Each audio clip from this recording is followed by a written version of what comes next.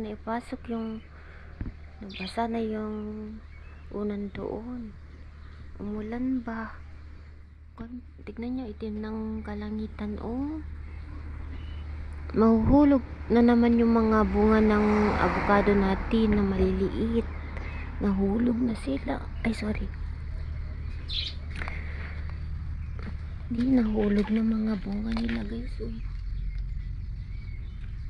Ay, sayang. Tingnan nyo, ang daming butil ng ating avocado. Pero nahuhulog sila, sayang. Ay, nako. Ayan, ito petchay ito. Mag-garden pa rin ako, magtanim ako kahit ilang piraso ng kasi kakainin ng asawa ko ba. Like yung mga sili, kamatis, cucumber, ganon. Para may iwan na, alam nyo, kasi mahilig yan sa gulay, yung mga fresh ba. Ayan, tignan nyo, oh. Kaya okay kung umulan kasi magbungkal ulit ako, and then in the next day magtatanim na tayo ng gulay doon sa kabila. Yan pa rin, magtanim pa rin tayo, guys, kahit uuwi tayo ng Pilipinas. Pansa maiwan dito yung asawa ko, may gagamitin siya. Mayroon naman siya dito every other days, so pwede niyang diligan.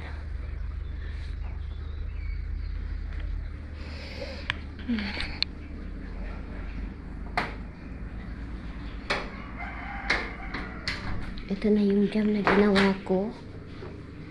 Ayun, gawa pa ako para may dagdag yan. May isa pa dito na galapon, tapos yung para sa bahay. Hi guys, tara po sa ating garden kasi tayo, mag-prepare ng pagtamnan. Kahit mag-travel tayo, magtanim pa rin tayo para sa asawa ko ba, igamitin niya.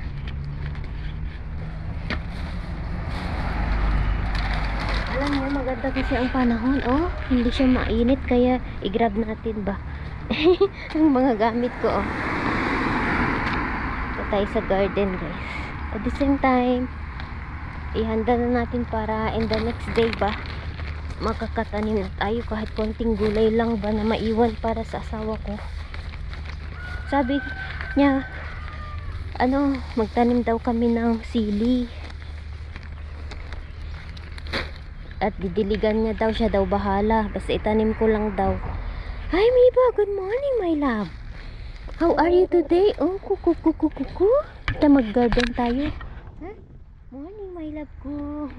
Dito na umibo ko na alarm clock. Aga-aga nang ingay-ingay.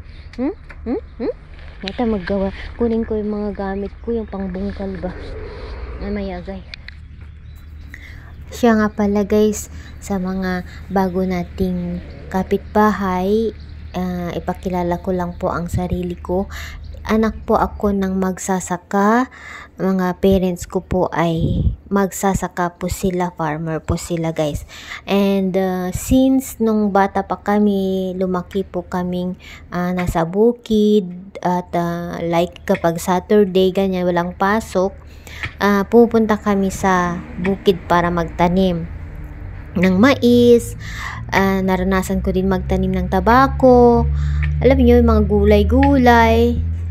At mag-harvest ng mga ani.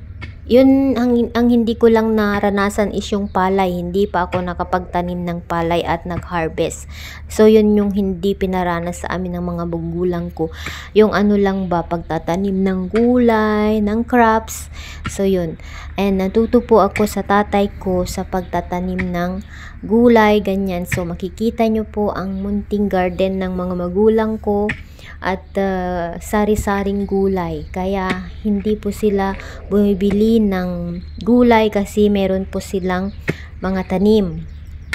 And minsan kapag yung namumunga po yung mga tanim ng tatay ko na kalabasa, binebenta ng nanay ko po sa mga tao. Oo. So nanay ko pala ay mga magulang ko pala guys ay sobrang sipag. Oo, makikilala nyo sila at proud na proud ako sa kanila kaya mahal na mahal ko sila. And yun, ano pa yung sasabihin ko?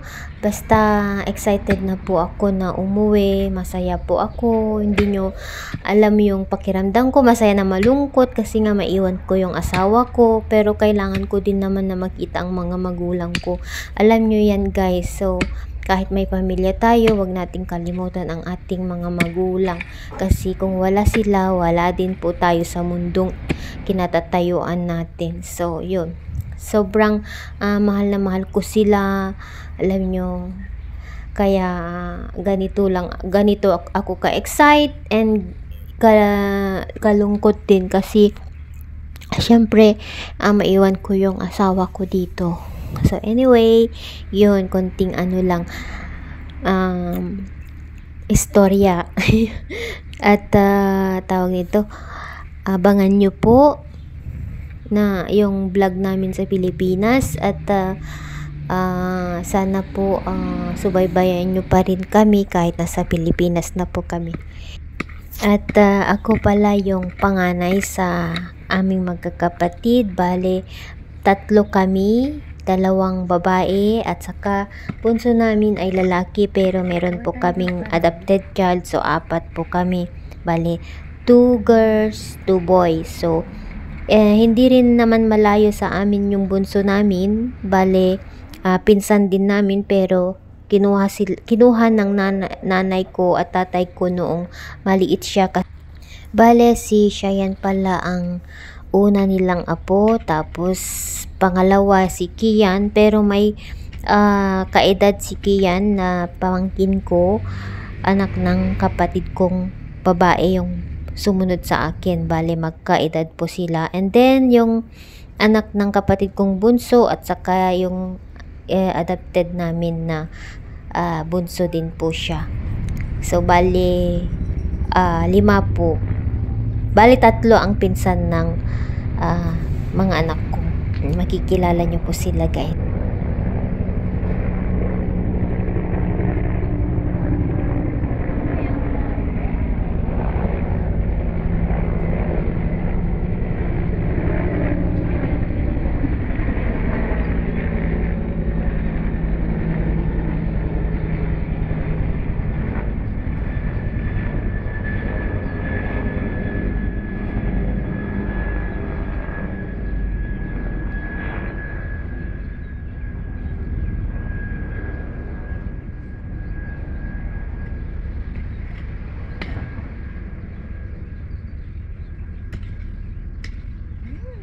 Mga patata.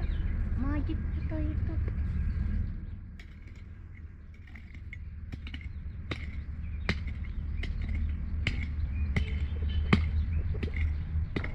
Ang ganda ng weather guys. Ang sarap ng garden. Oh, ayan.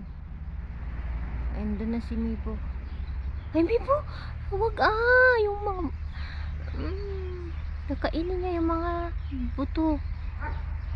Wag no. No, Mibo. Wag. Kakainin na. Wag doon ka. Wag mong kainin. Kinakain niya yung bulaklak ba, mga buto. Ako. Nagpapabinihi. Kinakain naman niya.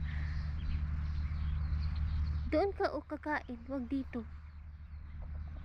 Ay, nakakaintindi siya. Umalis na siya. Sabi ko sa inyo, nakakaintindi ang manok ko. Ayan na siya. Tagalog ata ito. Sabi ko, doon ka. Doon na siya. Nakakatuwa tong manok ko. Thank you.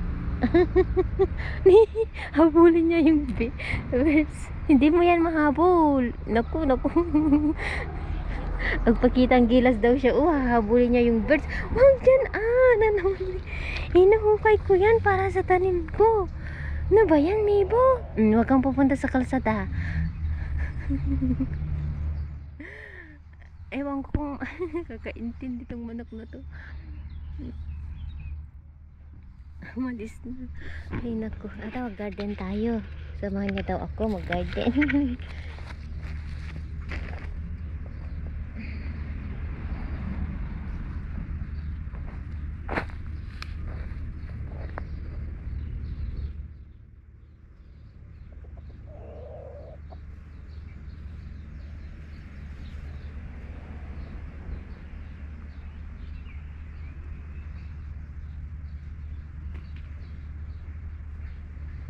Come here.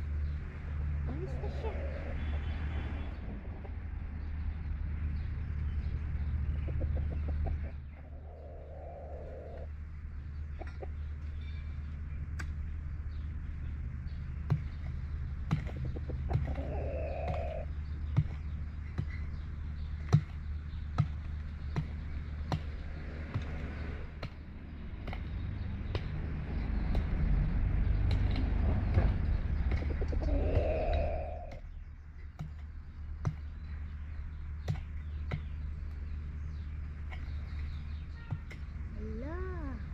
Marami tayong patatanim.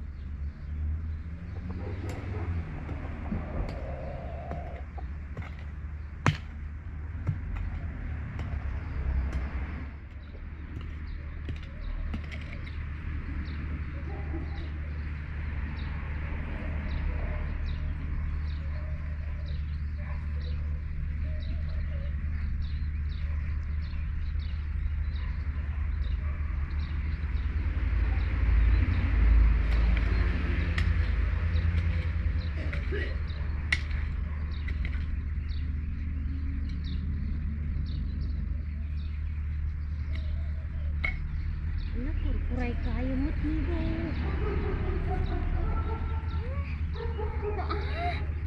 Ano kurkuray kayo? Makulit. Makulit ka. Hindi daw. Wala. Makulit. Huwag makulit. Pilit ka.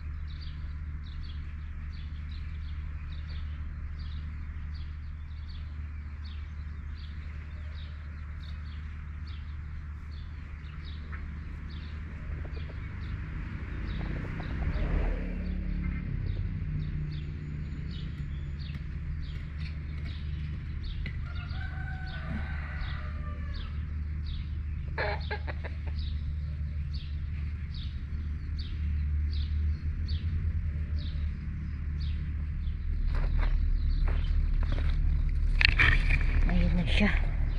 Ay, ganyan na siya guys. Oh, nakalinya-linya na tayo.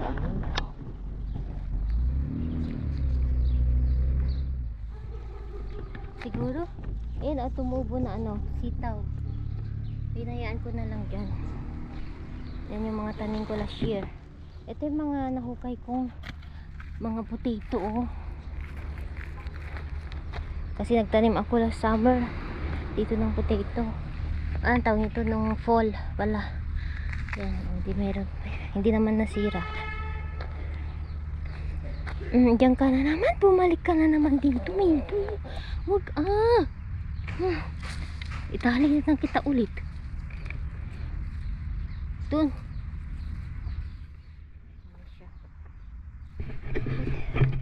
Hindi na yung mga bulaklak. Ang ganda pala yung bulaklak ng radish. Ganda siya. Malalaki yung butil niya o yung bulaklak. Ay, yung pag-anuhan ng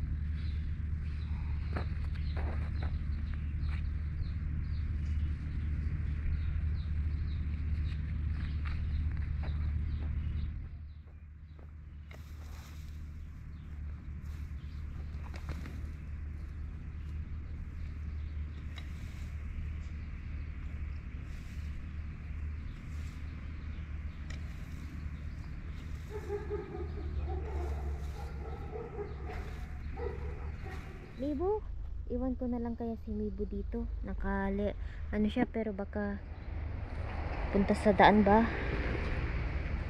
O kaya ibuson na dito yung sabong ti Gradish ko. Diyan ka lang muna ah. Magmakulit.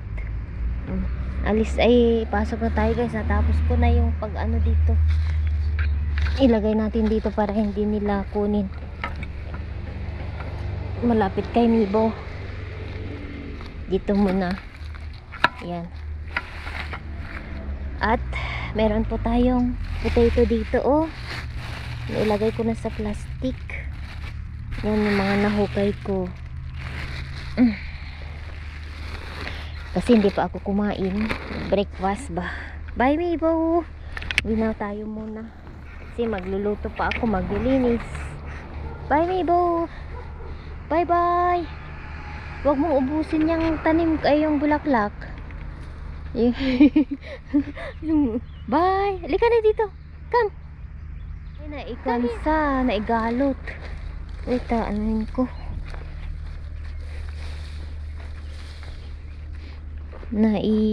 Ano na yung tali niya oh. Kaya pala hindi siya makapunta sa akin kasi naisagad yung tali na.